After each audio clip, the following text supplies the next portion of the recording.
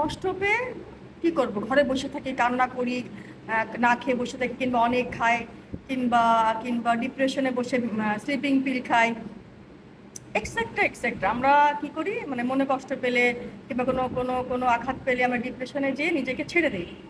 যদি এত কিছুই করতে, নেশার মধ্যে যাই, রাইট?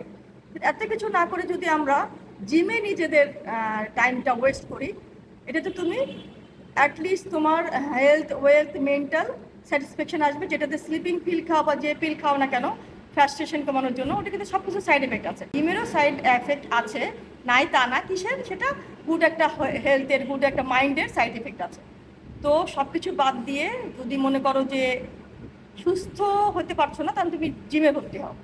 অ্যাটলিস্ট নিজের টাকাটাও ওয়েস্ট হবে না, সময়ও ওয়েস্ট হবে না, তুমি সুস্থ থাকতে পারবা। এবং এটা মনে করা শুরু করতে পারবে অ্যাটলিস্ট যে তুমি যার জন্য বা যে কাজে তুমি এত হোপলেস হয়ে নিজেকে ছেড়ে দিছো, ওইটা কি আদৌ তোমার কিনা, বা ওইটার জন্য বা ওই ব্যক্তি কি তোমাকে আদৌ মনে করছে কিনা, তুমি যেভাবে কষ্ট পাচ্ছ সে আদৌ তোমার জন্য কষ্ট পাচ্ছে কিনা, এইসব যদি ফিল করতে চাও, সেজন্য হলেও নিজেকে রিল্যাক্স করতে হলেও জিম করো, জিমে আসো, নিজে এক্সারসাইজ করো।